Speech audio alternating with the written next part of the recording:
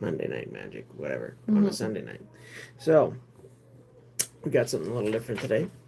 We're going to be taking another look at Final Fantasy, specifically some of the supplementary products beyond the main set. When we opened the bundle here that we had, and a couple of other packs, we had some pretty good luck. We managed to pull the Mythic Rare Cloud, Midgar Mercenary, and we pulled an Aerith just on our last pack we opened for a pack battle. And here's Sephiroth, Fabled Soldier, which of course transforms and makes a emblem. And all that. They were here before we got started. Yep. Thanks for stopping in, Katrina, Veggie Beast, founder, and Ryan. Sorry we got a bit of a late start. It's unfortunately only a few minutes. It's we have kids, so it's very unprofessional. I apologize. Yes, but it's understandable because we have children and people know that. It's very unprofessional. I apologize. In any case, so that's what we pulled with from the main set. Now, what interests me is that when they do these universes beyond, from my experience with them, which isn't great, mainly it's with a focus on the Lord of the Rings one, and now this, and I'm seeing the same pattern in both. Despite the fact that this one is based on about 15 or 16 different games, so there's lots of characters to choose from, they're still making different versions of the same character and overlapping them. So, these are the two main characters from Final Fantasy VII, which is arguably, at least it seems in pop culture, from what I've observed, the most popular game in the Final Fantasy series, because it's the one they've made a movie of, that they've done remasters of. It's the characters they brought to Smash. It's all that business. So, that's where I'm going to focus my attention, and for two reasons. That, they made 4 Commander decks, and this one is based around Final Fantasy VII. They also made one for Final Fantasy VI. They also made one for Final Fantasy X, I believe, and shoot, I should look this up. Probably Final Fantasy 13, or I forget the last one. I forgot to share this out to the Discords. I gotta post it on one Discord. Okay, well, so sorry. Such is life. Anyway, so they had 4 of the games specifically that they chose to make Commander decks for, and this was one of them. And this seems to be one of the more popular ones in terms of trying to find the deck was a little harder than for some of the others. Finally found one at our local Walmart just last week, so I grabbed it. Was it $20 more than the cheapest place we saw it? Yeah, but less than most other places we've seen. So the price on these is ranging wildly if you can find them at all. Here in Canada, I've seen this deck sold from anywhere. The lowest I've seen it recently was $120. The most I've seen it was for up to $180. And that's not for the fancy version with the the whole deck foiled. That's just for the regular plain one. $180 for a Commander deck seems. Wow. I wish I knew how to shut the notifications So, off my phone. I picked up that one for somewhere in between, but probably the second lowest price I've seen. Then there's also, they come out with the 2-player starter set. So this is designed to help you learn how to play Magic the Gathering. And you get 2 decks in it, and one features Cloud and one features Sephiroth. So it's also maybe not based on Final Fantasy VII, but with heavy influence, at least in the marketing, from Final Fantasy VII. So, and these characters, these versions of Cloud, Sephiroth, Cloud, and I've heard there's a Sephiroth in here as well, which is interesting. I'll get into why in a moment. And the ones from the base set, they're all different. So that's 3 different versions of each of those characters. Plus, I heard they even made full art reskinned of a previous Magic card as a 4th version. Those ones I don't have. They're not cards that are designed for. They just picked a previous legendary creature to put the art on. Ow! Sorry. I tried to shift my chair. I didn't Yeah, know you your did foot into was my there. foot. Didn't realize your foot was there. What was I saying? Sorry. The I'm fine. I'm I fine. lost my train of thought entirely. I'm sorry. My foot kind of hurt. Yeah. So that one wasn't originally designed to be this character. It was designed to be another random character that they just thought was close enough parallel that they put the art and the character's name on, basically. So these are the three original versions. And we'll see if in these decks there's also other characters that are duplicate. That's why I pulled out Aerith. I get a suspicion there might be another Aerith card of some sort in the commander deck at least. And we'll keep our eyes open for others. I'm gonna go shut the window. We get the smoke So we're comes gonna in at night. crack these two open and take a closer look at the cards From the Northwest that are in them, and especially those main characters and how they're portrayed and how those portrayals are different. Now, why I say this one, it's interesting that there's a Sephiroth in it, because this deck, Limit Break, is red, green, and white. The Sephiroth from the main set is black. Now, the color wheel and Magic, each color has got sort of different sort of traits that are associated with it. Blue tends to be cunning and intellect. Black is ambition and usually more unconcerned with morals and stuff. White is concerned with law and order, things like that. So you've got Cloud is white, so is Aerith here. Red is very much aggression and also sort of fire and elemental stuff to a certain extent. Green is concerned with growth and the environment, peace and life, that sort of thing. So yeah, each color has its own sort of identity and traits that go with it, basically. And the Sephiroth in this deck, I believe, is black and blue. So they've expanded it a little bit, made him a bit more cunning, but still maintains the black identity. If he's in here, I'm not sure what color he is, but it's got to be either red, white, green, or some combination. And none of that is black or blue. So it's going to be a completely different color identity than either of the two other versions. Now, part of that might be due to character development. Characters in different part of a story, sometimes they have a major shift in personality. If somebody knows the characters in Final Fantasy better than I do, then they can explain to me whether that applies to Sephiroth. But this card already seems to encompass sort of character progression. You've got him as a human avatar soldier, and then him as a angel nightmare avatar. So it's already him progressing from earlier in the story to later in the story, and he's still black. So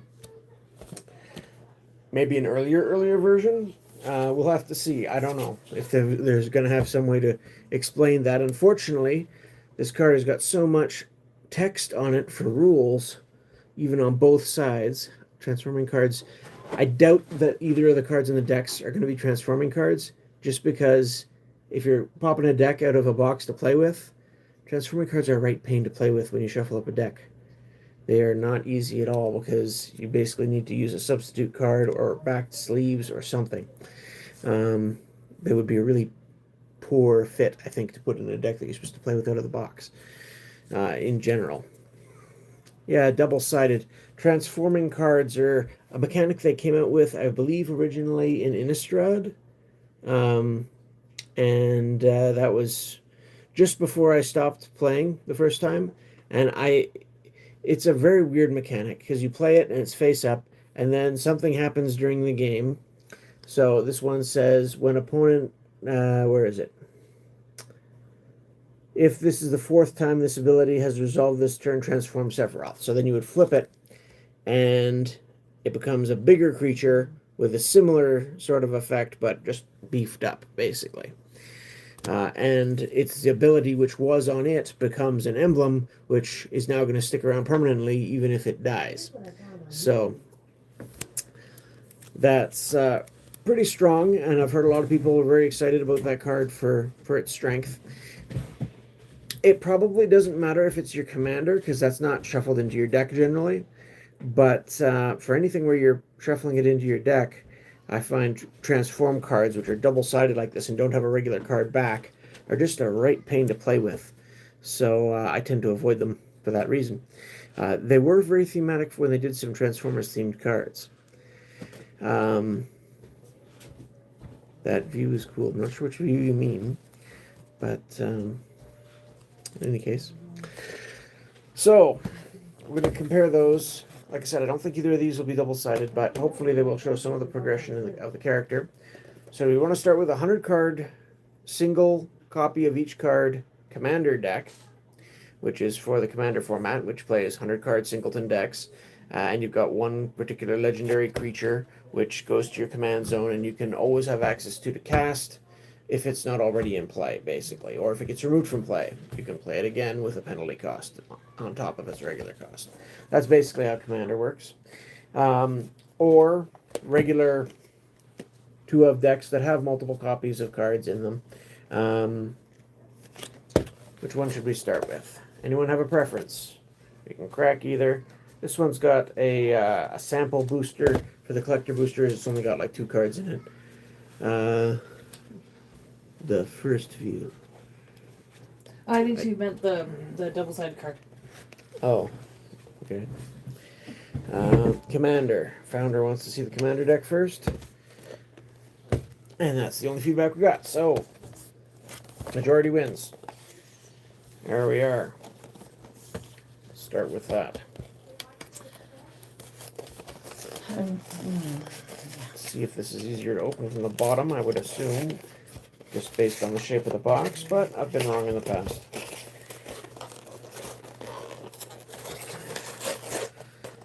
Let's mosey. Get into gear with Cloud and fight for the planet's future. Battle your friends with Final Fantasy's iconic heroes, villains, and spells in Commander.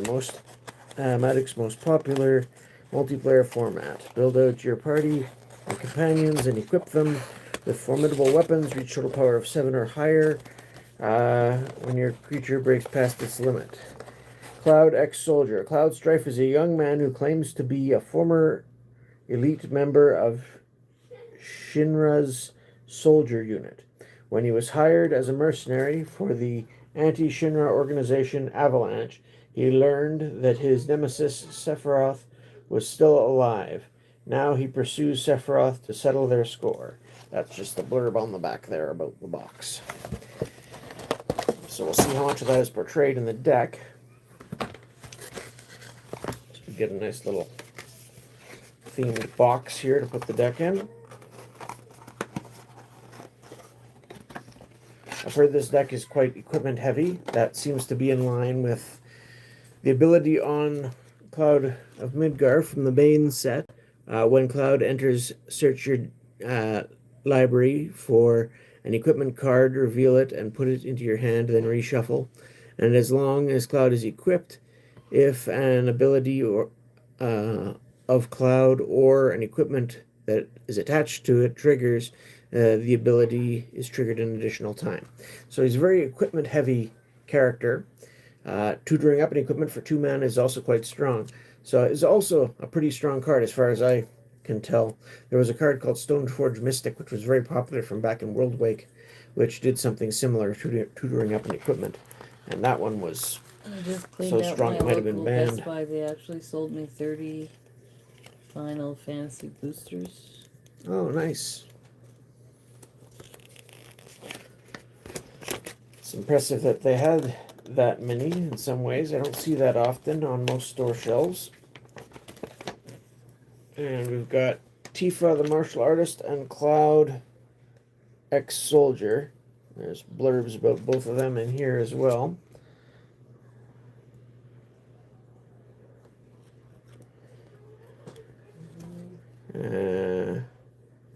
Yeah, basically the same blurb regarding Cloud. And here's the deck. Hey, Ryan. And what else do we have in here? Here is...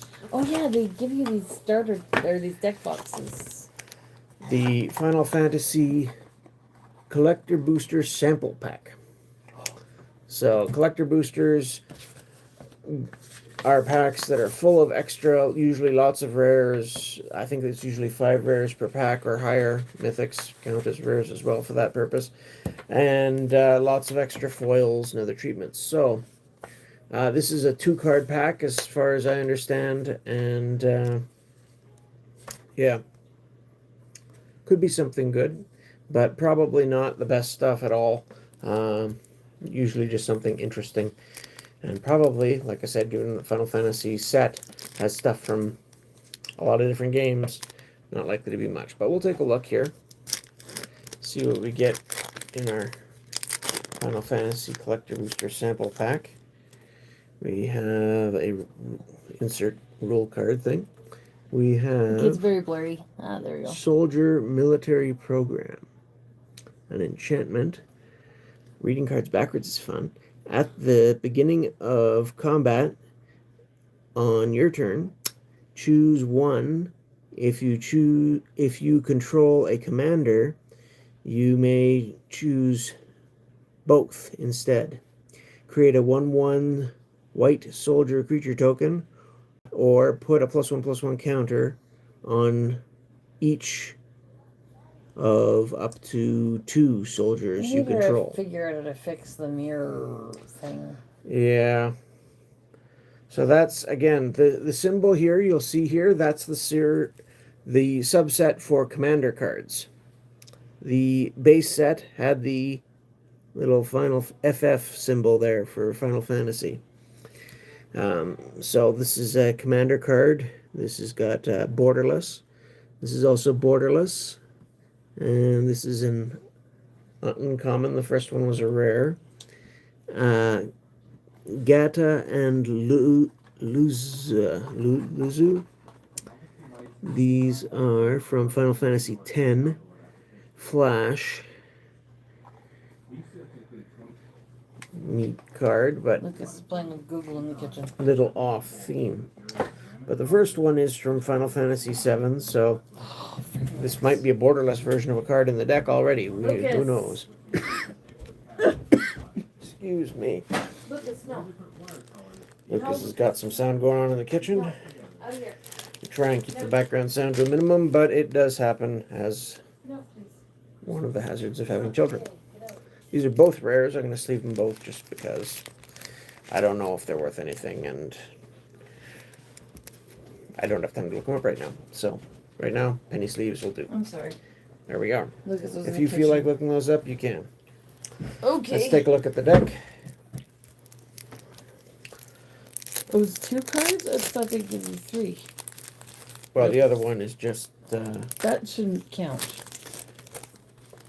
those sample packs are always 2 cards.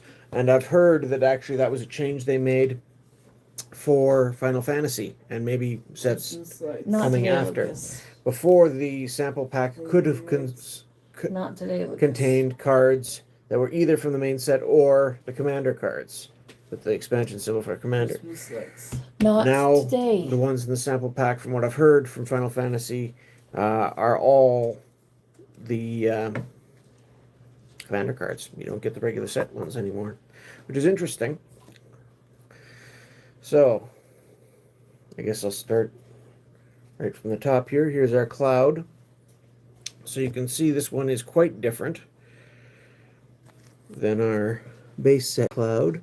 Our base set cloud was 2 white for a 2/1 with the artifact, with the equipment centric abilities. Christmas lights. Not today, This Lucas. one, Cloud X Soldier, costs 5, including red, green, and white. If he's going to be the commander for your deck, Lucas, out of the it kitchen. has to include all the colors in the deck in its casting cost, or color identity, which is a little more broad than that now, I Not think. today, Lucas. I think if it had an ability that triggered with another color of mana in the text box, for example, that would count as different color identity.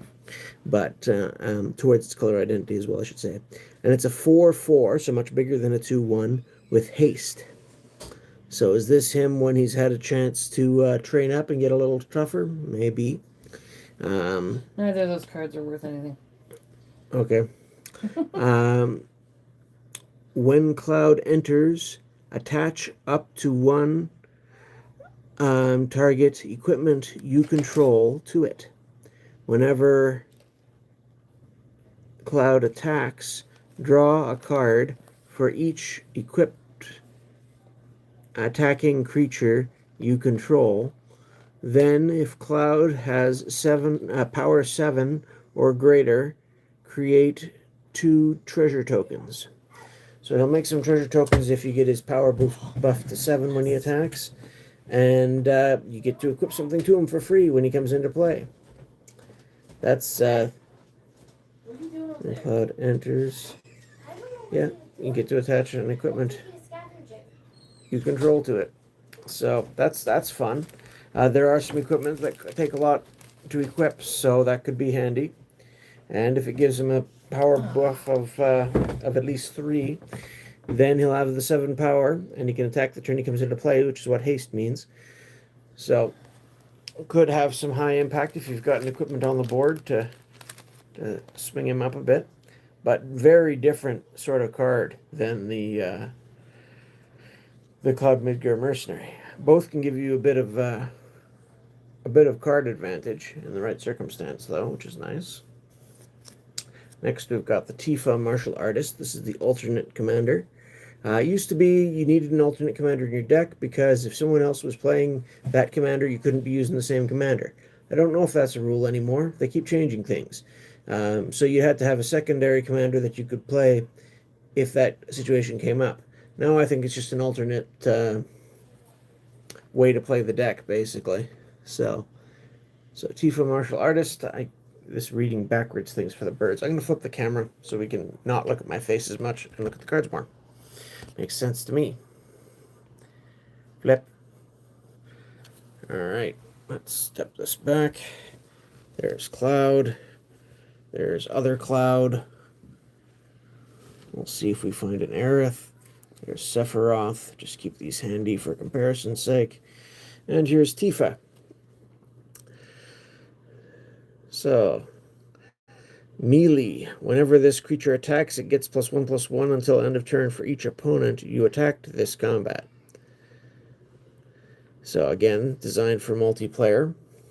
You notice that the military program here referenced if you have a commander, if you control a commander. So this card is not really designed to work outside of the commander casual multiplayer type format. So I suppose you could use it in a Type 1 tournament or something, but it would only have half its effect, and it's probably underpowered for that anyway. Whenever one or more creatures you control with power 7 or greater, so there's that theme of 7 power again, deal combat damage to a player, untap all creatures you control. If it's the first combat phase on your turn, there is an additional combat phase after this phase. So it gives you a second attack.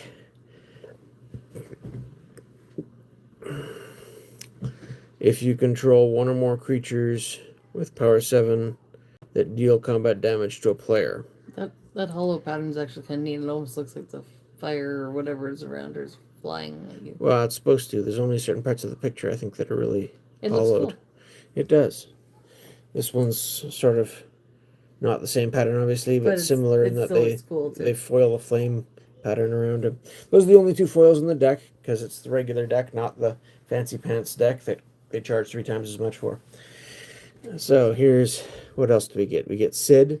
But the fancy pants deck is the best. Free flyer pilot. I'm really Sid. Blurry. That's who the hell I am. Now just let me handle it. So this is a legendary creature. 2/2 for 2.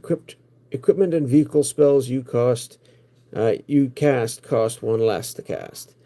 Jump during your turn. Sid has flying, and you can pay to untap and to return an equipment or vehicle card from your graveyard to your hand. This seems like a very useful little feller to have in an equipment deck. Cloud's Limit Break. So the name of the deck is Limit Break, so this seems very appropriate.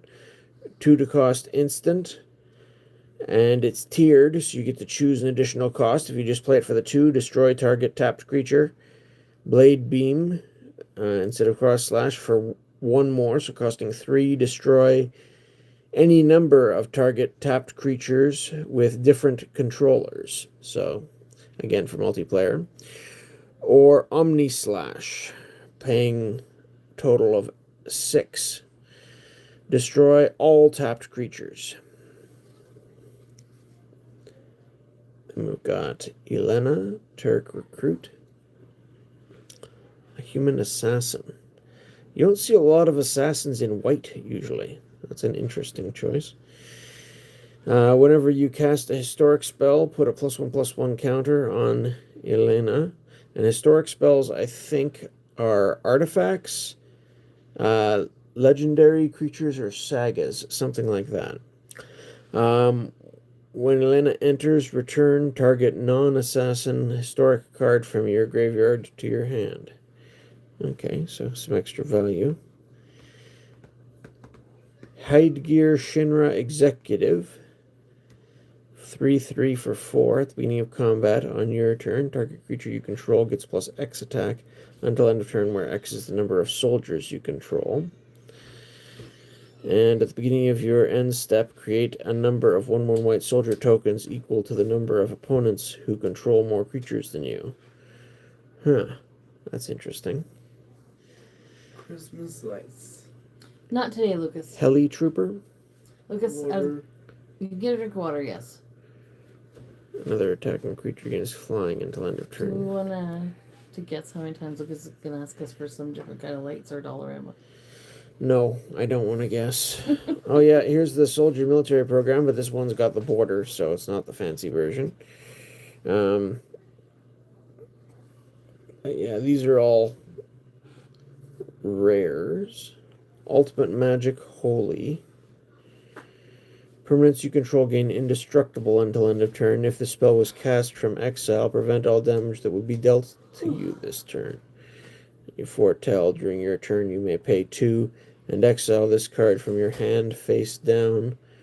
Cast it on a later turn for its foretell cost. Interesting. So, I guess there's a number of reasons to do that. But Avalanche of Sector 7. Legendary creature, human rebel. And it costs 3 for a star 3. Its power is equal to the number of artifacts your opponents control. So that could get big depending on who you're playing. Whenever an opponent activates an ability of an artifact they control, it deals 1 damage to that player. And we've got Kate Sith, Fortune Teller. It's a cat Moogle. 3/3 for 4. Lucky Slots. At the beginning of combat on your turn, scry 1, then exile the top card of your library. You may play that card this turn. When you exile a card this way, target creature you control gets +X attack until end of turn, where X is that card's mana value. Alright. I'm friend to one and all, thanks to my crystal ball. Then we've got Summon Kajuta,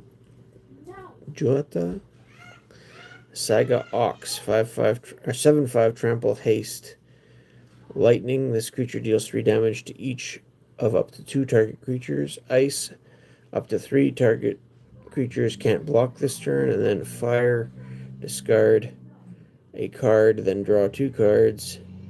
When you discard a card this way, this creature deals damage equal to the card's mana value.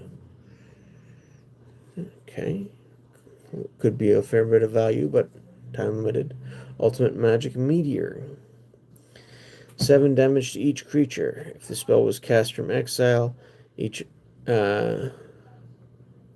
for each opponent, choose an artifact or land that player controls and destroy the chosen permanents. Vincent, Vengeful Atoner, another assassin. Vincent deals combat damage to an opponent. It deals that much damage to each other opponent if Vincent's power is 7 or greater.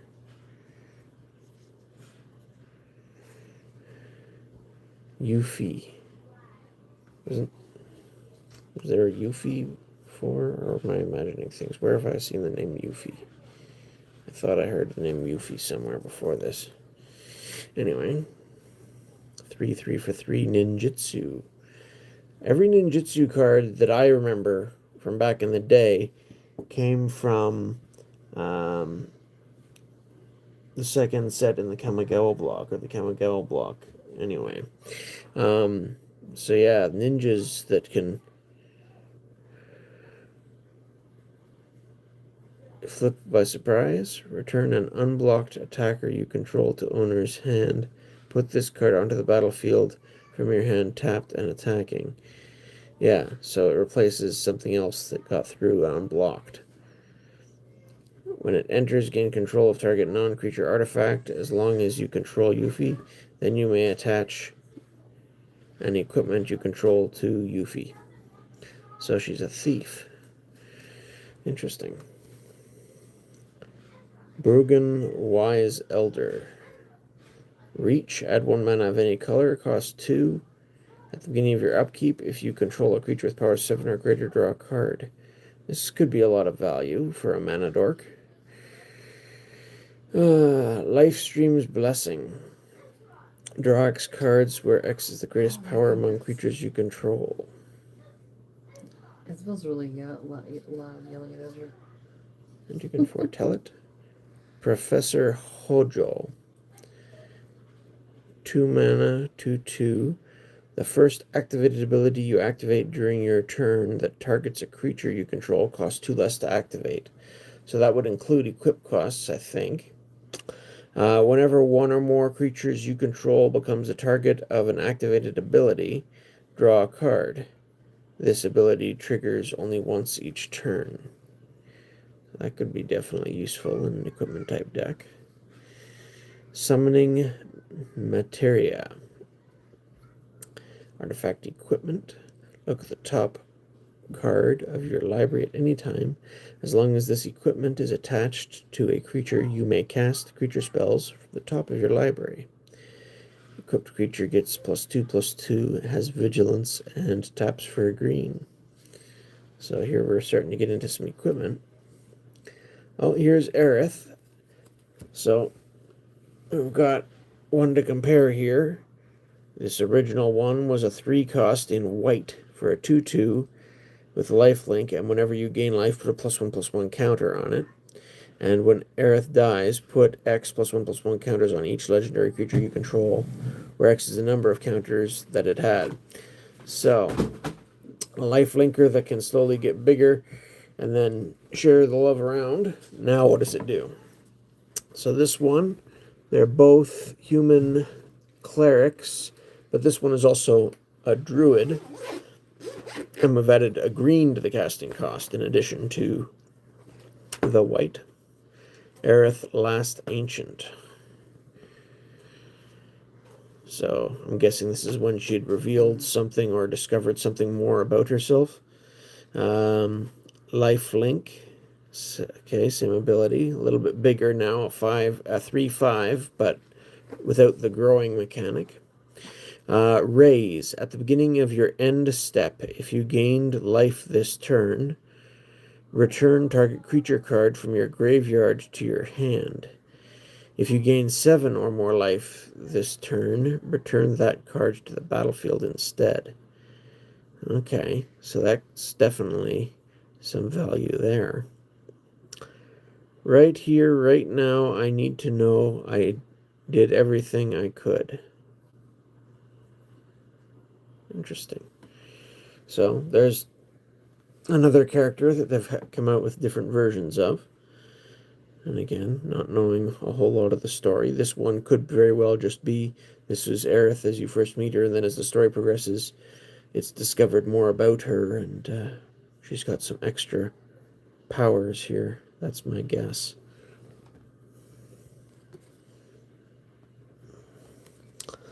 Then we've got Barrett, Avalanche Leader. Green, red, and 2, so 4 for a 4/4 reach. I guess reach, because he's got, I don't know, avalanche. Whenever an equipment you control enters, create a 2/2 rebel token, creature token.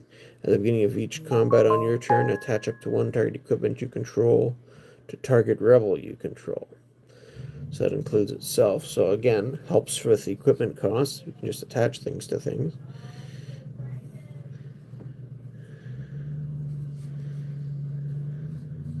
Then we've got Red 13, Proud Warrior. Again, 3 red and green.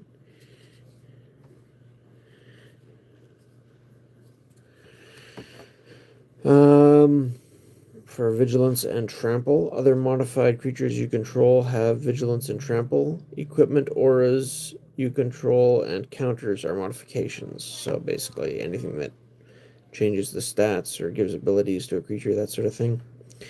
That are sort of permanent, not just an instant. Cosmo Memory. When Red 13 enters, return target aura or equipment card from your graveyard to your hand. Sorry, just picked something. Oh, here's Sephiroth. So let's see how this compares.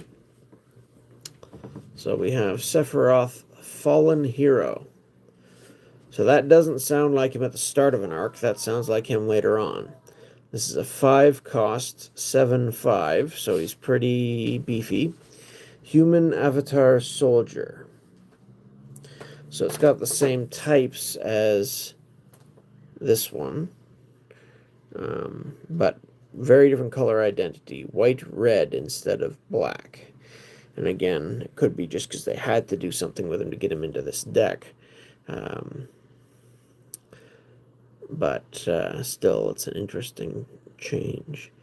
The ability Genova Cells. When Sephiroth attacks, you may put a cell counter on target creature until end of turn. Each modified creature you control has base power and toughness 7/5. Okay, so the counter's a modification, even though it doesn't do anything on its own. It just counts as being modified, and then changes the stats through this guy's ability. And then Reunion, pay 3 and sacrifice a modified creature. Return this card from your graveyard to the battlefield tapped.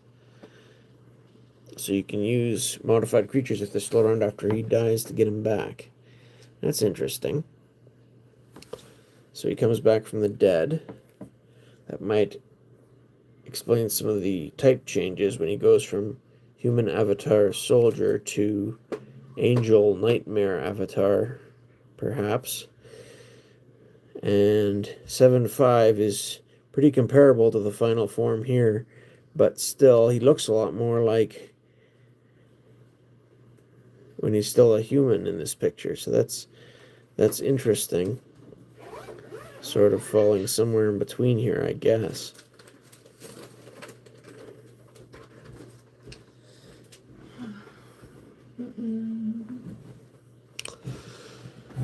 Alright, I should put the Aerith out too before she gets too buried, so that we can keep, in case we come across another for comparison's sake. Then we have Conformer Shuriken. Equipped creature has, whenever this creature attacks, tap target creature that defending player controls. If that creature has greater power than this creature, put a number of +1/+1 counters on this creature equal to the difference. So you can lock down one of your opponent's creatures and then beef up whatever creature this is attached to in order to get up to the same size. That's interesting. Wrecking Ball Arm. I don't care what it is. I'm gonna bust him up. So that looks like that Barrett guy, I'd guess, with the big It's getting a little blurry. metal arm. Equips for 3 on a legendary creature or 7 normally. An equipped creature has base power and toughness 7/7. It can't be blocked by creatures with power 2 or less. Interesting. Austere Command. This is a reprint, just with different art. Choose 2. Destroy all artifacts, destroy all enchantments, destroy all creatures with mana value 3 or less, or destroy all creatures with mana value 4 or greater.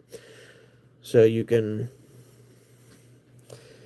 use this as a Shatterstorm, as a Tranquility, as a Wrath, if you use both the bottom abilities, or, yeah, divvy it up and do different combinations. Definitely sort of useful by situation. You can usually find some value for that.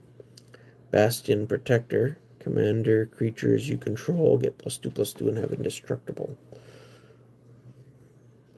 Squad A will be set up here and search for suspects. Squad B will establish a perimeter. Roadblocks included. Contain the situation.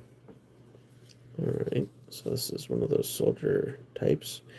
Bronze Guardian. Golem.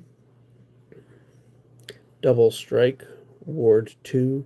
Other artifacts you control have Ward 2. And this creature's power is equal to the number of artifacts you control. That's interesting. Again, artifacts used to always be colorless, but they started making colored artifacts probably back in Mirrodin, actually, or something around there. I'm trying to remember for sure. It's still a strange... Oh, here we go. Clever Concealment. Instant for 4. Convoke creatures. Your creatures can help cast the spell. Each creature you tap while casting the spell pays 1 mana for that creature's color. Of that creature's color. Any number of target non-land permanents you control phase out. So this will, if your opponent plays a board wipe, you can phase out your stuff in response and keep it alive after the board wipe resolves, basically. It's interesting. And this art, that's interesting. I'm pretty sure that's supposed to be... Is that Tifa, Aerith and Cloud, or one of the other characters? Yeah, might be. There's our three of the main characters anyway, all dressed up in dresses. I don't know how great a disguise that really is, but apparently that's part of the game. Pure Steel Paladin. This is a reprint. Whenever an equipment you control enters, you may draw a card. And Metalcraft. Equipment you control have equip 0 as long as you control 3 or more artifacts. So, conditional free equipment, or free equipping, I should say. Definitely fitting for an equipment deck. Unfinished Business. If you're going to pick a fight with the Turks, you'd better be prepared to leave in a body bag. Interesting. Return target creature card from your graveyard to the battlefield. Then return up to 2 target aura and or equipment cards from your graveyard to the battlefield attached to that creature.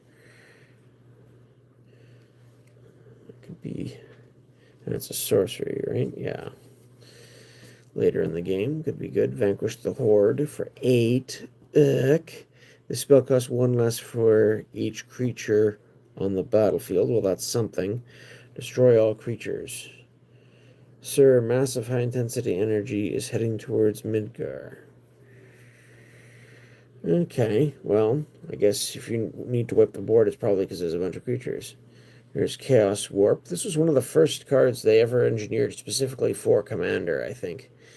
Nice to see they're still reprinting it, although it's probably been reprinted to death now. I'm getting less human, said Vincent Valentine. The owner of target permanent shuffles it into their library, then reveals the top card of their library. If it's a permanent card, put it on the battlefield. We got a Hellkite Tyrant. It's another reprint. 6/5 Dragon for 6. That is a pretty classic dragon design. Flying Trample.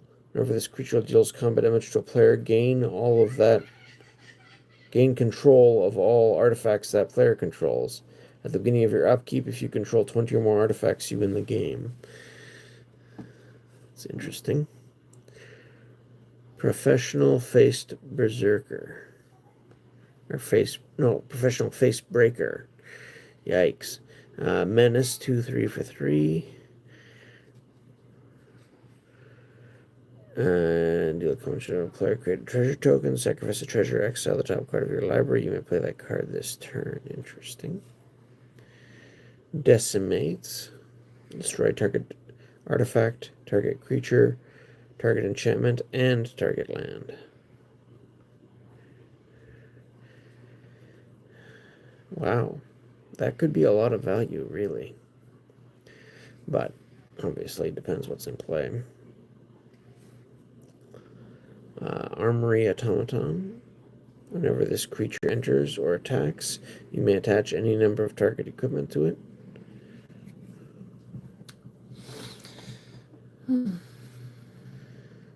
Champion's Helm.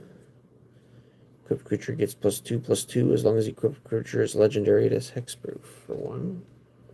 I think that's been another one that's reprinted to death. Conqueror's Flail. Equipped creature gets +1/+1 for each color among permanents you control. As long as equipment is attached to a creature, your opponents can't cast spells during your turn. So in this deck, it's a 3-color deck. That could only be +3/+3. Darksteel Plate. Indestructible for 3. Equips for 2. Equipped creature is also indestructible.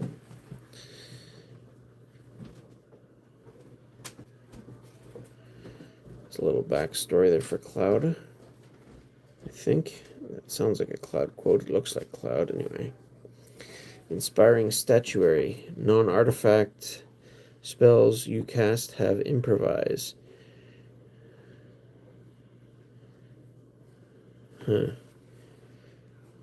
So, Sword of the Animist. Equipped creature gets +1/+1. Whenever equipped creature attacks, you may search your library for a basic land card, put it onto the battlefield tapped, then shuffle. This would be useful for a landfall deck or just for ramping, I suppose. Don't fight here. You'll ruin the flowers.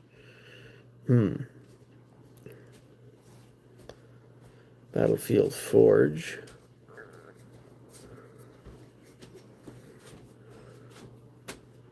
Bonder's Enclave. Chocobo Bill. Chocobo? Apparently. Where? With things the way they are now.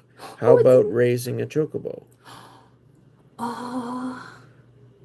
If that was a real job, I'd want it. There's a Brushland. I love the chocobos.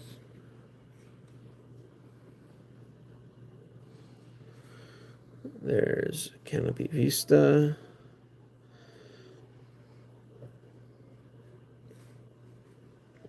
Cinder Glade. Can I have a chocobo for Christmas? Yeah, problem is they don't exist. Tap them unless you control mountain or plains. Our mission is to survey a rundown reactor. Sephiroth. Clifftop Retreat. Exotic Orchard.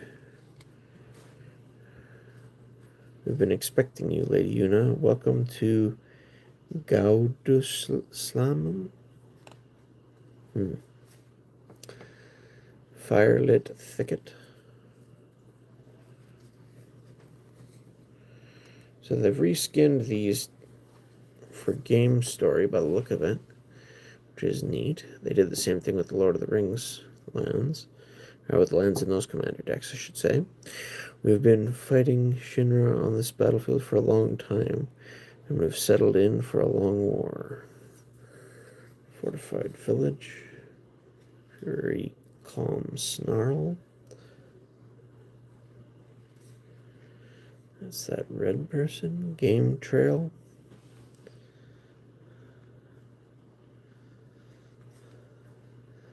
Mossfire Valley. Rootbound Crag. Chocobo for Christmas. Rugged Prairie. No? Corel has gone to pot. It used to be a famous coal mining town. Now it's nothing but a miserable pit. Me, my bulldozer, everything's out of work.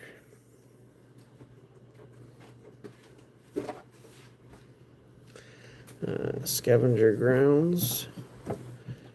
Sacrifice a desert, exile all graveyards. Huh.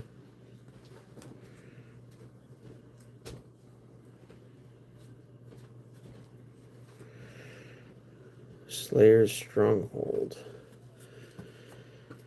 Target creature gets +2/+0 and gains vigilance and haste until end of turn. Interesting.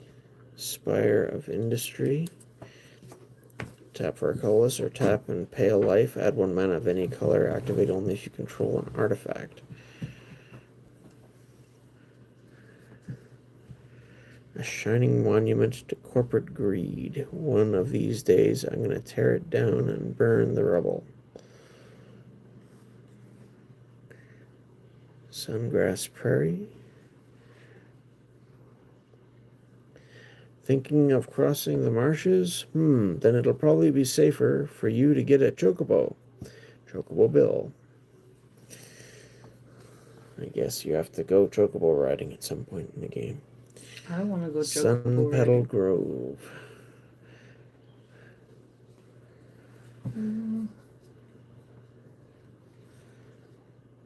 Scorched Divide. We're about to storm the castle. You two, the two of you will join the assault squad. Get moving. Zach Fair. Legendary creature, human soldier. 1 white for a 0/1. It enters with a +1/+1 counter on it, so I guess that's modified. Pay 1, sacrifice Zach Fair. Target creature you control gains indestructible until end of turn. Put Zach Fair's counters on that creature and attach an equipment that was attached to Zach Fair to that creature. So we can pass on some of his power and equipment to someone else. That's interesting. Sounds like a story element. Someone was Barrett Wallace. Okay. These are cards from the main set.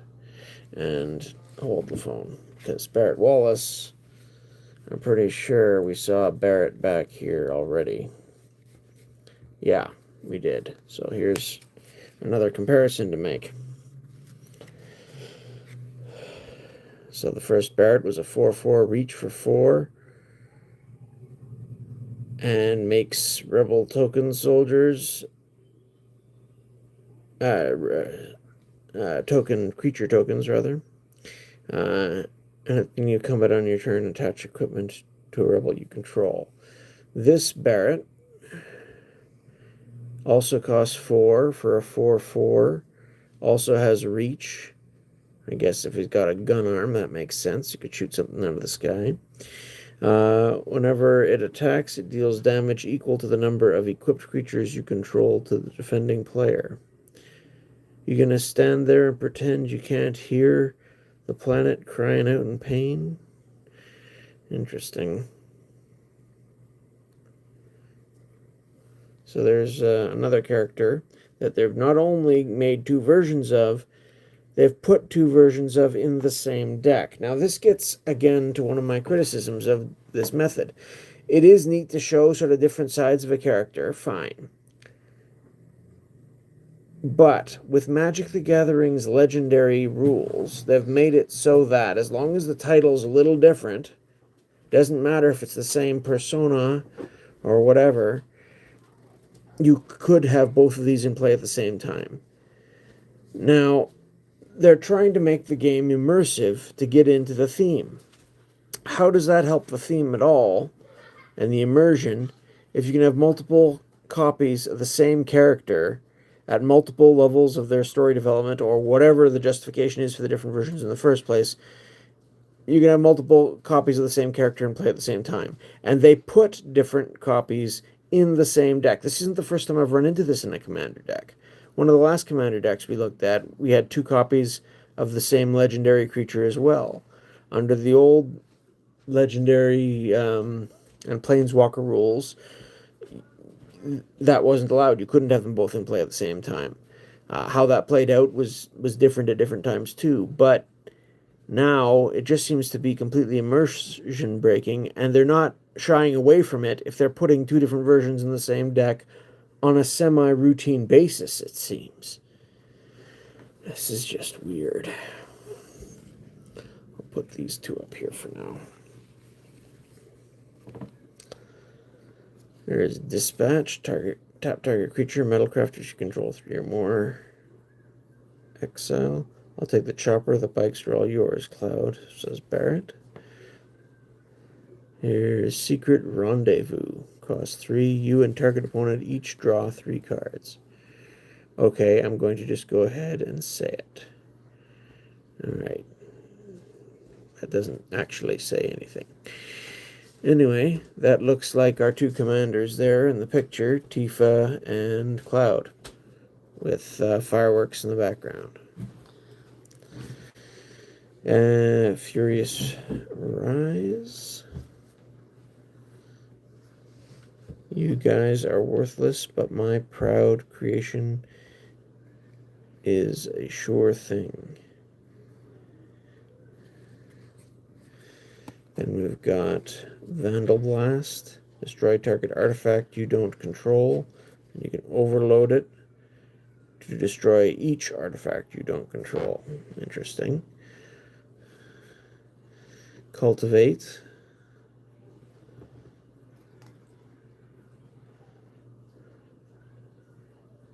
They say you can't grow grass and flowers in Midgar, but for some reason the flowers have no trouble blooming here. Interesting. Harmonize. Only the ancients, only Aerith can save us from Meteor.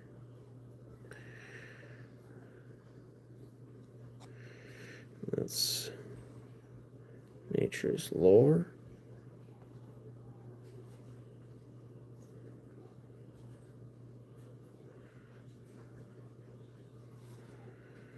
Rampant growth.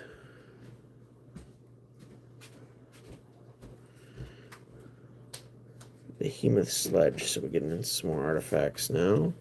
Equipped creature gets +2/+2 and has trample and life link. Equip 3. Okay, interesting. That's a similar casting cost and ability to Armadillo Cloak, except they made it an equipment that you have to pay another 3 to equip. A crudely reinforced baseball bat, designed to beat the living tar out of anything and everything. Arcane Signet. Add 1 mana of any color of your commander's color identity. To put it simply, the knowledge of the ancients is sealed within each orb. That knowledge not only connects us to the planet, it also allows us to tap into her power. Colossus Hammer. Equipped creature gets +10/+10 and loses flying. Takes 8 to equip, but only costs 1 to put into play. So you can have this giant hammer sitting there for a long time, but you've got no way to equip it for ages unless you have a creature with a ability that lets you do it. Sorry to keep you waiting. It's me. I'll handle the rest. Explorer's Scope. Whenever equipped creature attacks, look at the top card of your library. If it's a land card, you may put it onto the battlefield tapped. Oh, here's Hero's Blade. So this looks like a somewhat weaker version of Cloud's Sword that they put in the main set. So we'll see here. 2 to cast. Equipped creature gets +3/+2. Whenever a legendary creature you control enters, you may attach this equipment to it, so it can equip itself for free to legendary creatures when they come into play. and pay 4 to equip to any other creature, I guess. And it's still just a 3/2 buff. Christmas lights. Not today, Hero's Lucas. Heirloom. Halloween lights. Not today. Interesting. Lightning Greaves. This was always one of my favorite equipments to put in a commander deck, because it gives your commander some protection and free haste, which is always nice. Or any creature free haste until you find a creature you want to protect, basically. Gotta step it up, says Tifa. Haste and Shroud on 0 to equip. Then we've got Mask of Memory. Whenever an equipped creature deals combat damage to a player, you may draw 2 cards. If you do, discard a card. Skull Clamp. See, this is one of those cards that, even though it's an uncommon and they have every right to reprint it, it was banned so quickly, I figured it was a card they were never likely to equip. But since this is Commander, I guess they have no qualms about reprinting it just for a Commander version. And on top of that, honestly, it's probably been power crept by now anyway. But yeah, 1 for an equipping a creature gives +1/-1. Whenever equipped creature dies, draw 2 cards, and it only costs 1 to equip. So if you got a bunch of 1/1 creature tokens, you can just pay 1 to draw 2 cards by killing one of them, and then do it again, and do it as many times as you want. This card can be rather absurd, which is why they banned it the first time. And if you've got 4 mana or so available, this could be a handy little search up for Cloud if you're run out of cards in your hand. Cast Cloud for 2, search up Skull Clamp, play it for 1, equip it, kill off Cloud, but you get to keep the Skull Clamp and you get to draw 4 cards, because his ability is still in play when this resolves, basically doubling its effect. At least as I understand it. I've heard it explained a couple different ways, but I think that's the most adequate understanding of the rules as I understand them at the moment. Soul Ring. Again, they reprint this in every Commander deck. Come on now. It's been printed to oblivion. This used to be like an $8 card from Revised. Now it's probably next to worthless because it's been reprinted so much. It's a strong card, though. People used to love playing these until they restricted it and then banned it. Anyway. Trailblazer Boots. Very much like the creature has non-basic land walk, so it lets you get through for some extra damage. Ash Barrens, basic land cycling. Helps you fix your mana, I suppose. Evolving Wilds, again, find your different basics. Jungle Shrine. Quote from Aerith. This is the Temple of the Ancients. I know. I feel it. The knowledge of the ancients.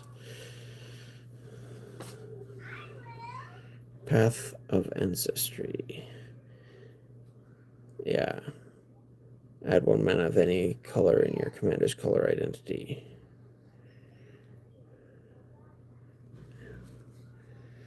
Radiant Grove. Sacred Peaks. Woodland Ridge, Command Tower. And then we've got basic lands. So mountains. Well, this is a nice way to get some full art lands for the Final Fantasy theme anyway. Yeah. Mountains. Some of the art on these is quite nice. Forest. Oh, there's a chocobo. Chocobo? Well, a bunch of them nesting around the bottom of the tree. There's some crab things in the water in this one. Plains. Ooh. Just one of each, I guess. So that was that deck. And we found a second version of Sephiroth, second version of Aerith. Just the one Tifa, and I guess I didn't get the Tifa from the base set to compare it to. But there's Cloud, and then there's 2 versions of Barret in this deck. So, let's see. I've heard this deck is decent to play with. Equipment decks can be generally fun, but it is what it is. So let's compare this now to the starter kit.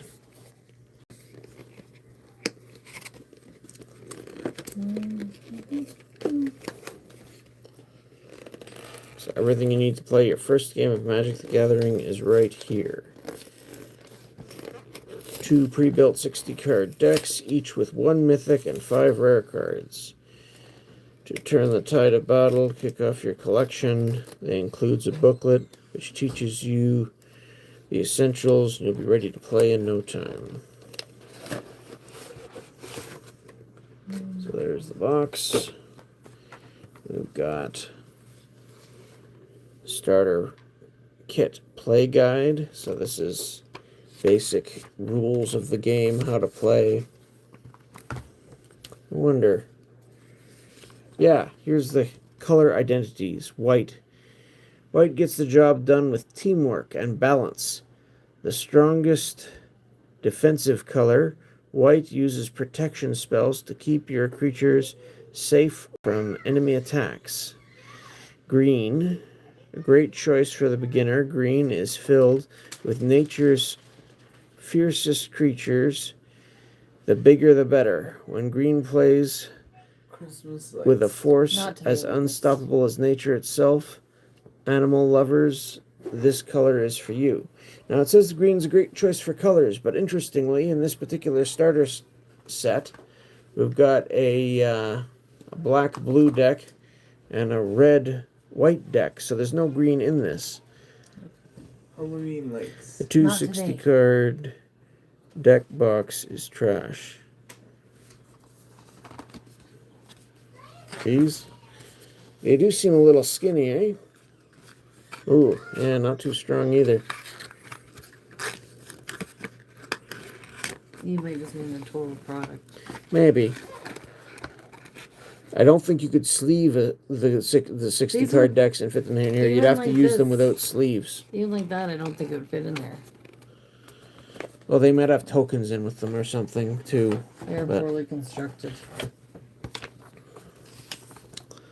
Yeah, those boxes do seem troublesome. Anyway, red wants to win fast and win now. Red is played as an aggressive color that uses power, damage, and quick play tactics to decimate opponents. Black. Black seeks power no matter the cost. Black is where you can find spooky creatures like vampires, demons, and wandering undead. It's also where you'll trade resources, sometimes even life, in order to destroy your opposition.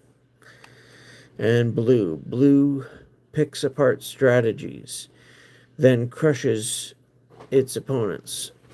Foresight is the key to success when playing this color. It's strongest when played defensively, which means planning 2 or even 5 steps ahead. So, there you go. And then, like I said, it's just basically how to play, how to cast spells, whatever. So, what we were looking for, the cards and the decks, and this thing's got another layer of Shake, plastic. shake, shake. Oh, there we go. Let's drop them all over, shall we?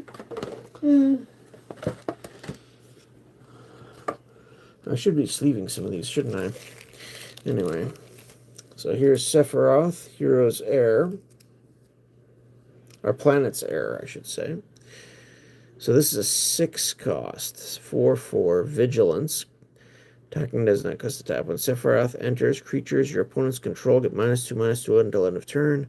Whenever a creature an opponent controls dies, put a +1/+1 counter on Sephiroth.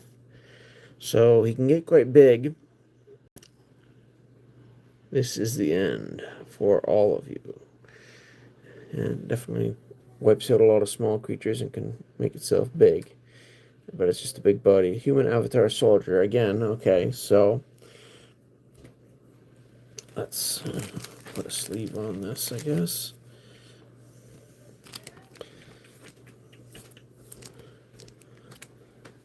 So 4/4 with the extra counters. It is a little bit more expensive, but I mean, it's a strong card. It's got a very different feel to it. Great hair. Yeah, the character Sephiroth is definitely one for his hair, and a very long sword. But the color identity, like I said, from the first one here being black, into the starter kit, black-blue, and the commander deck, white-red. That's a huge shift.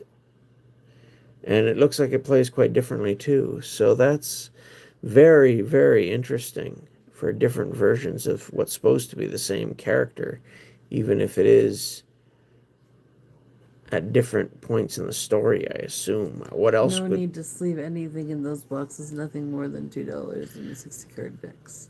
Interesting.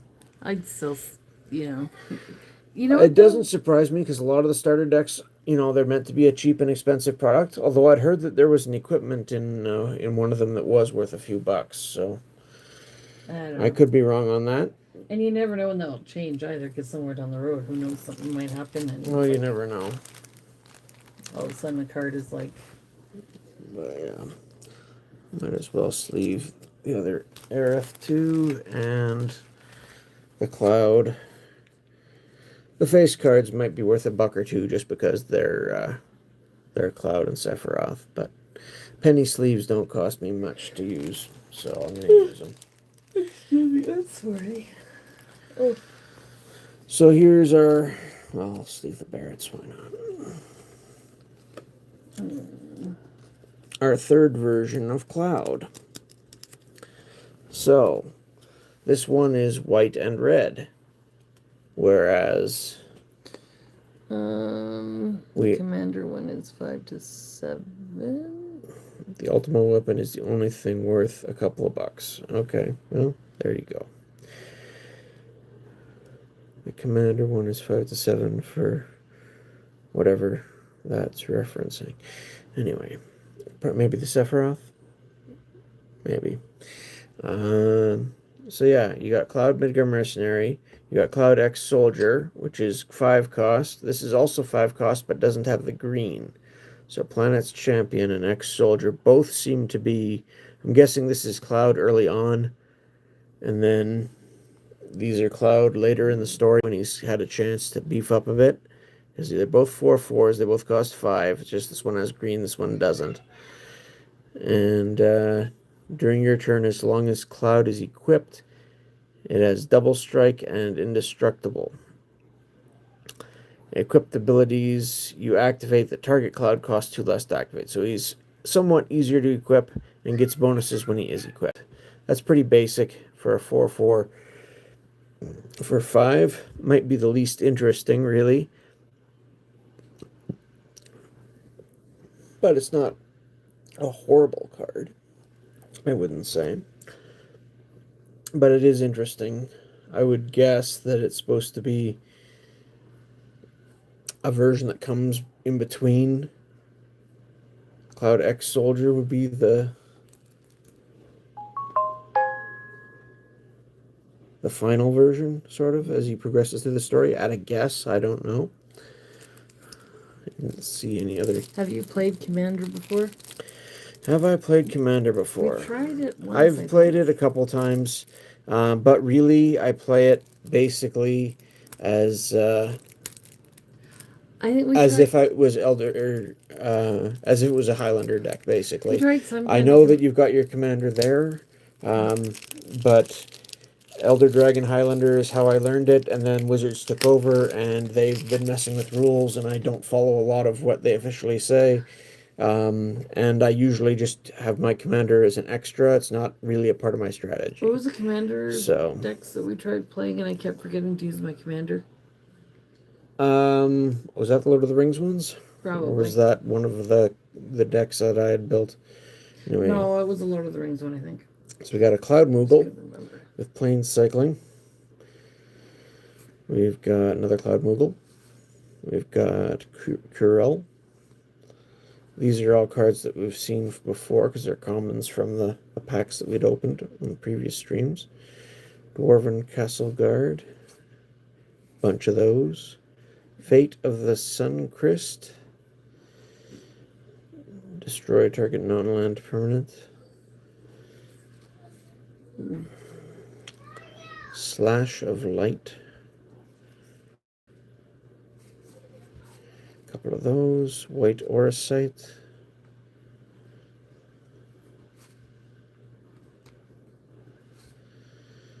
White Mage's Staff. Adelbert Steiner is an uncommon.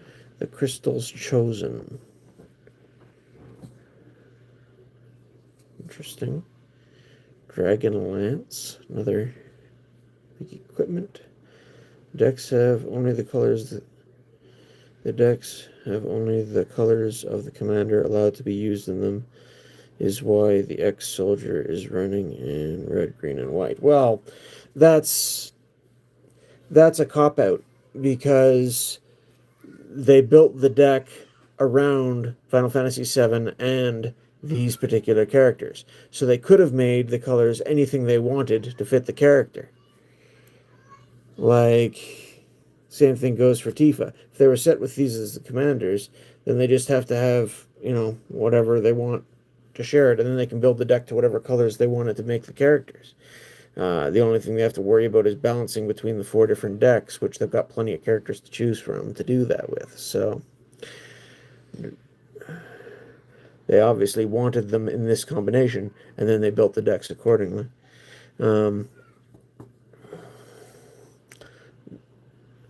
Each creature gets +1 attack as a knight in addition to its others during your turn. Equipped creature has flying. And job select. Okay, so it comes in with your Tia. Reach. I don't know if we did get one of these, but it doesn't really say the whole lot. Rosa. Resolute White Mage. This is from Final Fantasy IV.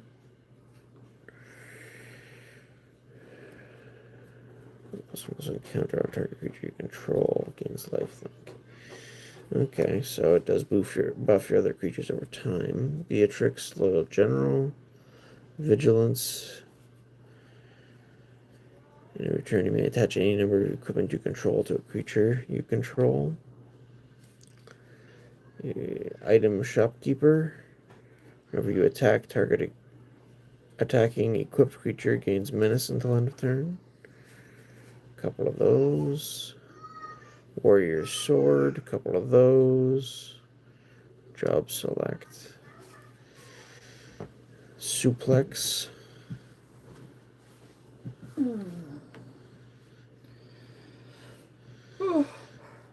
Freya Crescent. Excuse me. 1/1 flying on your turn, and you can tap for a red only to cast equipment spell. Interesting. Samurai Katana. Another job select. Couple of those. Another Barrett, but it's the same one that was in the other deck, so it's not a new version. They just included him here as well. Lightning Security Sergeant. Judgment Bolt. There's the Ultima weapon. This is the one that used to be worth a couple bucks anyway, but apparently is only worth, I think he said $2 now, so who knows. Might be worth checking. 7 cost. Equipped creature gets +7/+7, and you pay 7 to equip it. When equipped creature attacks, destroy target creature an opponent controls. So that's an ability that might be worth doubling with the main set Cloud's ability, or is it which Cloud does it? Yeah, I think that's the main set Cloud's ability. Anyway, Oh, there's a question at the bottom. It looks like it's more Lord of the Rings. I'm making a Jeskai Humans deck, and I'm struggling to find good creatures for the deck. The commander is Eowyn Shield Maiden from my Lord of the Rings. Any suggestions? A humans-themed deck. Oh boy, it's been a long time since I was in the deck building phase, and humans was never a theme that I paid a whole lot of attention to. It really didn't exist until some later sets. I don't think they started labeling cards as human until Innistrad or something. So it's mainly been during the gap in my knowledge. I'm afraid I'm not going to be much help to you on that. And again, commander decks. Yeah, I used to make some EDH decks way back when, but modern commander, I am way out of the loop on. So I'm not really my area of expertise. Runsburn Royal City. I'm not a big fan of lands that enter tapped in general, especially if there's no condition to get around it. It's not too bad if you're like if you got nothing better to do on that turn anyway, but that's not the position you generally want to be in. And all the lands in this deck are full art. That's cool. I can't say I'm sad about that. They're not foiled or anything, but getting a bunch more full art lands is always good in my books. And a couple of tokens, sure. Hero tokens. I think I just gave away a code card by accident. What are those code cards for?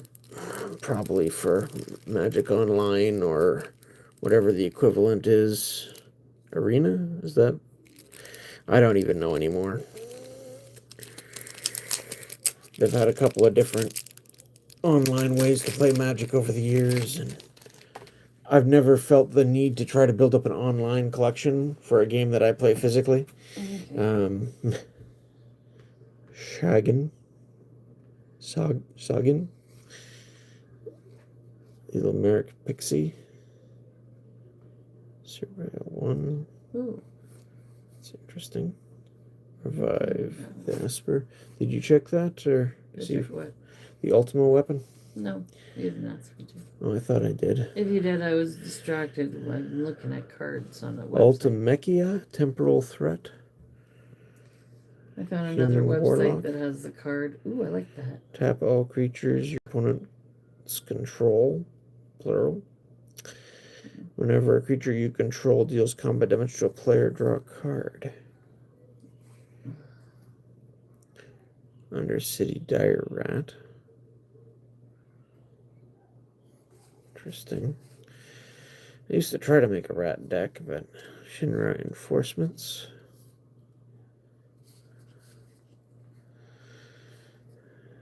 Sephiroth's Intervention. It's an instant, but it's a little expensive to destroy a creature for 4 as an instant. Even if you're gaining 2 life, that's just...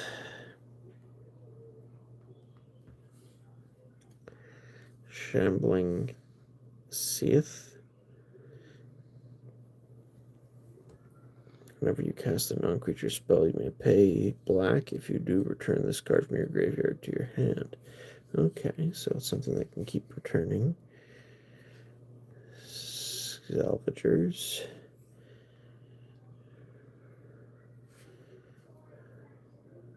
Artifact Warriors.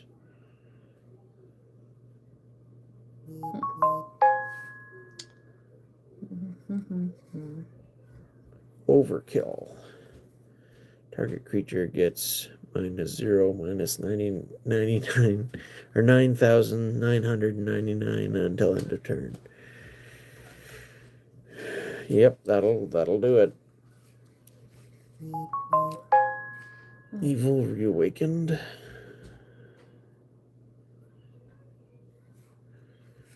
Another Seymour Flux. Spirit Avatar. Draw a card and put a +1/+1 counter for paying 1 life. Could be worth it over time. Deadly Embrace. So it said there's a mythic. Is that the... Yeah, the face cards in the decks are the mythics, I guess, technically. Although, it's 1 copy amongst all the other rares in the decks. So, Magitech, Scythe, Xander, Dark Mage.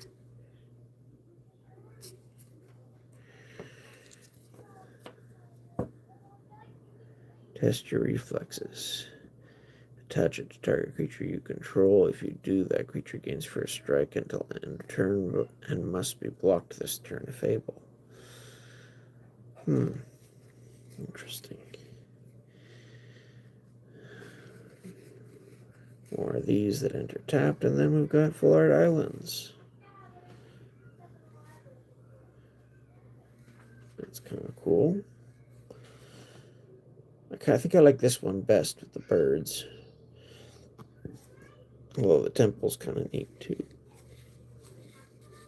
And swamps. For some reason, the swamps in this Final Fantasy set really don't impress me. I don't. This looks more like a waterfall than a swamp. Anyway.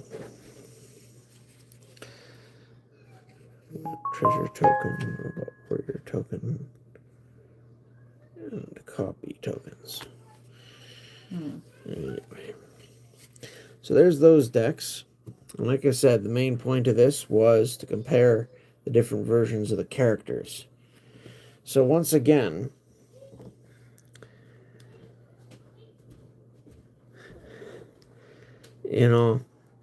this might be more explainable because they were building the deck around Cloud. Maybe Sephiroth wouldn't normally be red and white, and that's why it's such a big departure, but they just had to squeeze him into the deck.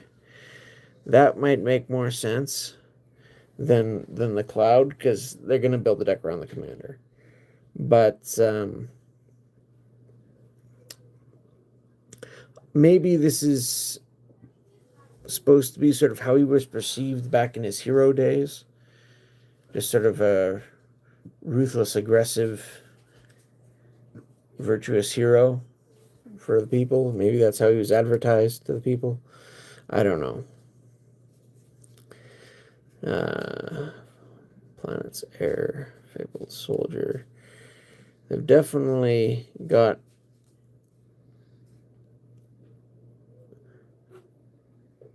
sort of this one's just killing other creatures and then gaining benefit from it. The other ones are sacrificing creatures for benefit. So there is some similarity there in terms of the theme.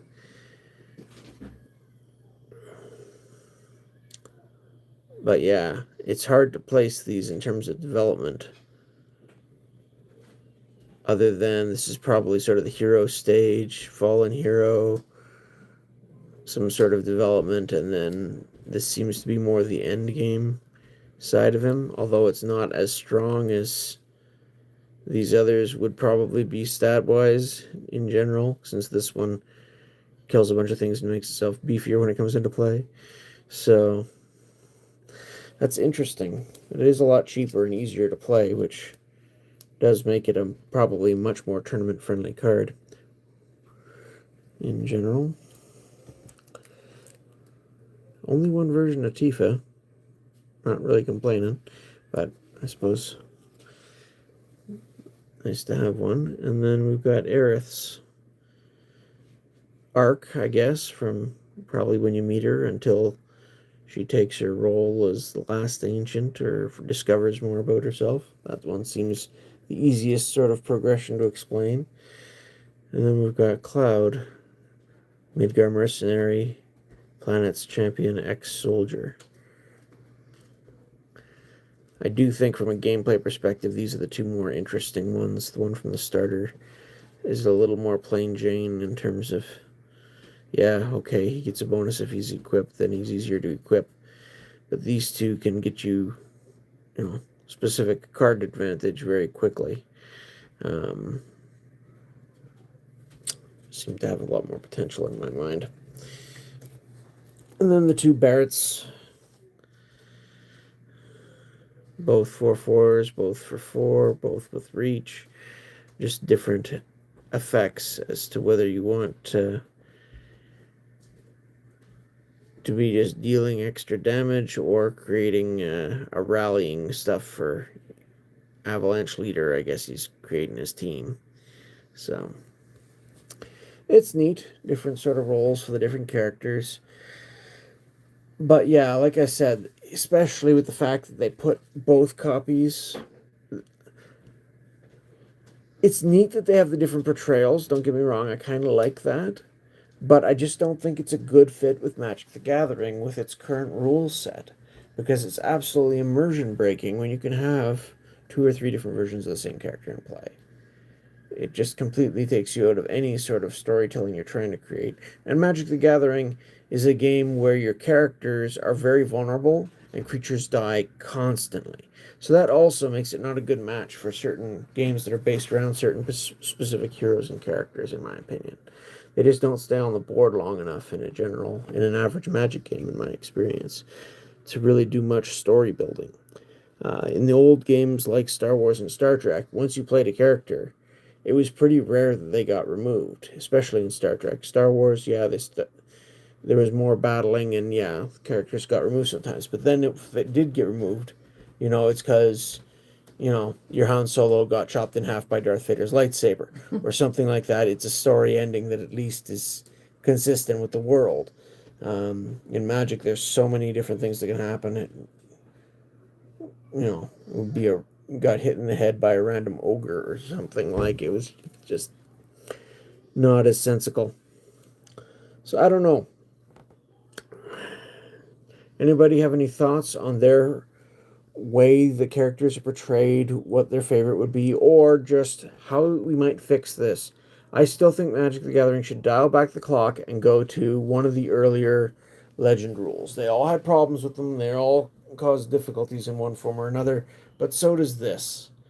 I think it makes far more sense to have some sort of persona rule where if there's a cloud in play and these are all meant to be the same character, it makes no sense that other clouds can just turn up on your side of the bench or your opponent's, for that matter.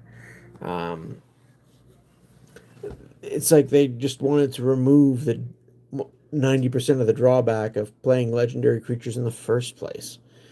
It's very, very strange decision in my mind as far as all this goes.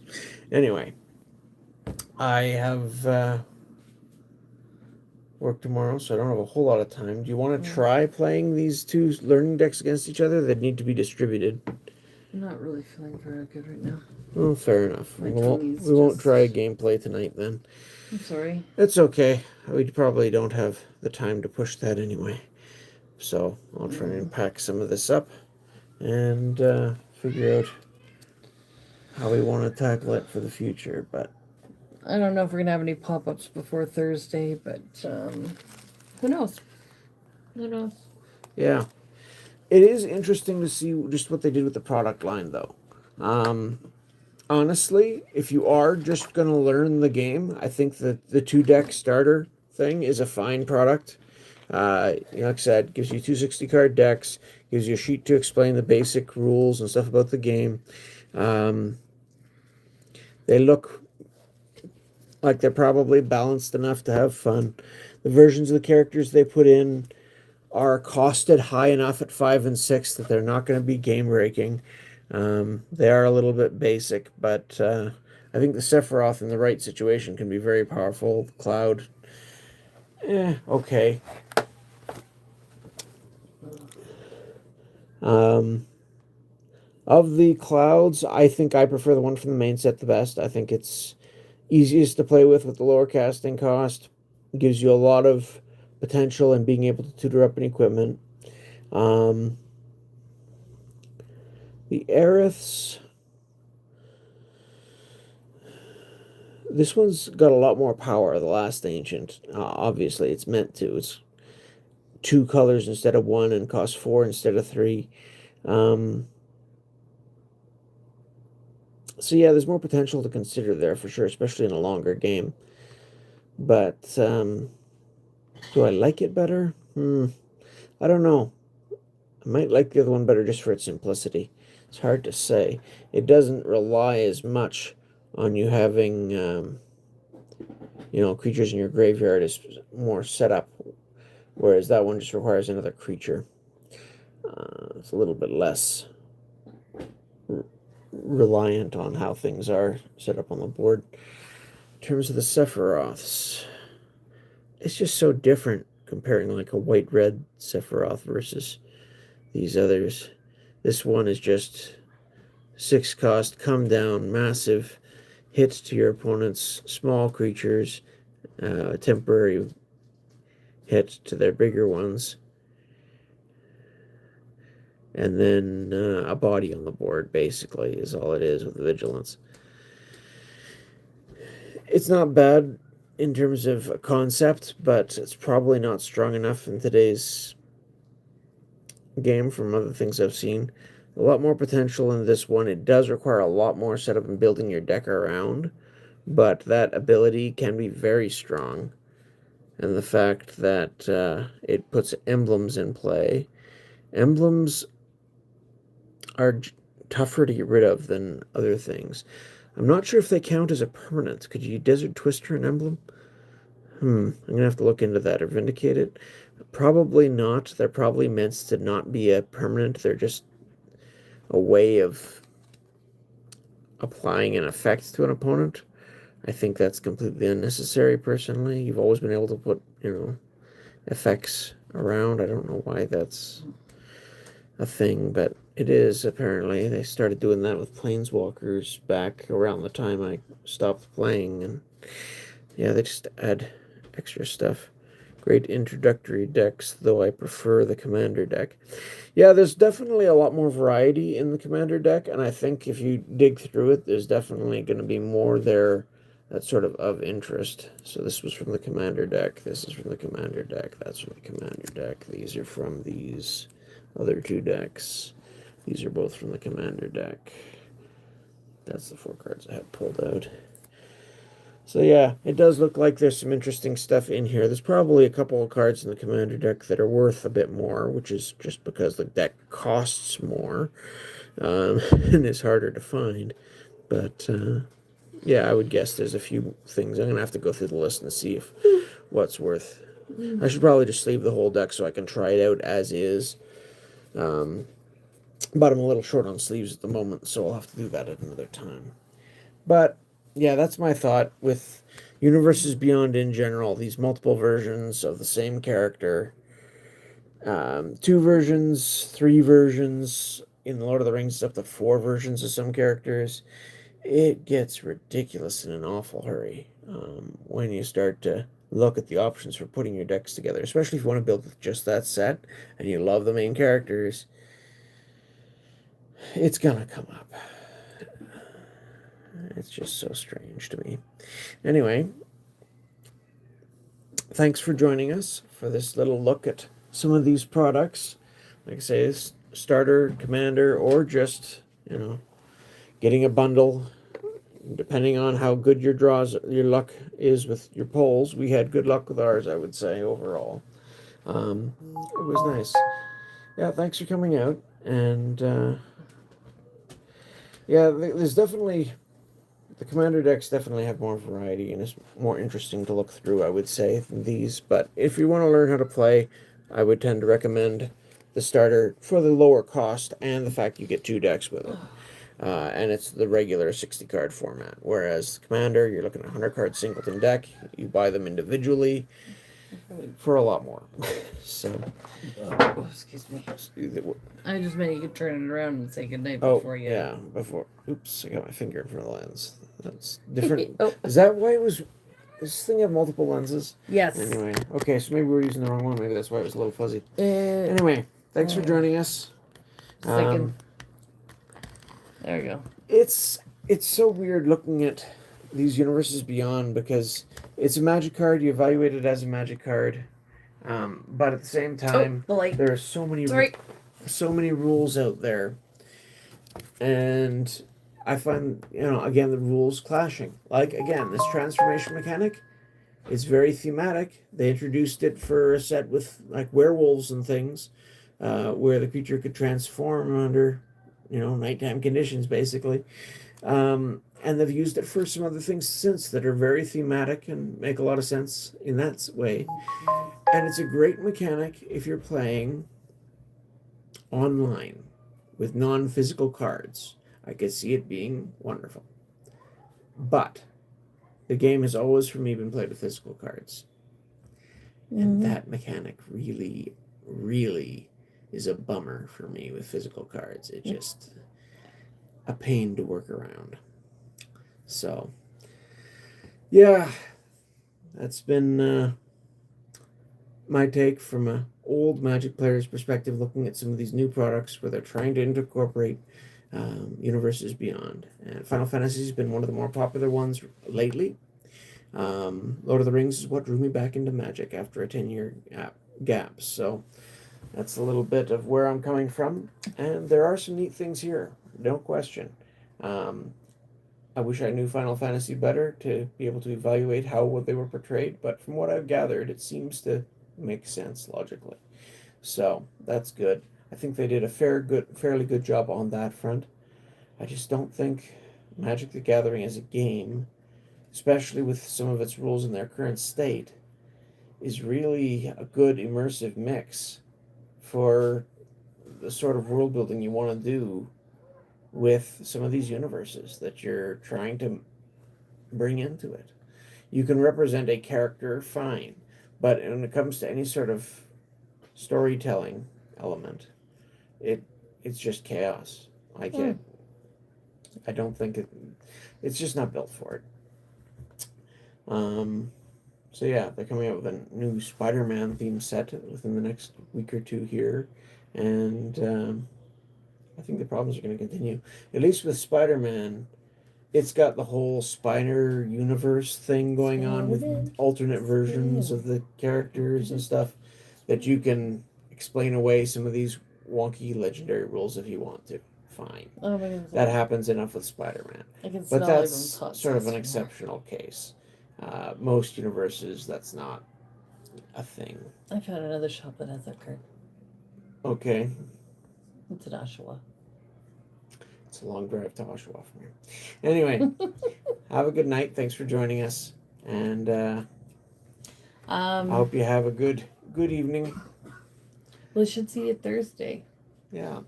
I don't think might get a little bit more Final Fantasy packs just for if we're getting random packs for something. But I think that's pretty much going to wrap up my delving into Final Fantasy as a set and as a genre.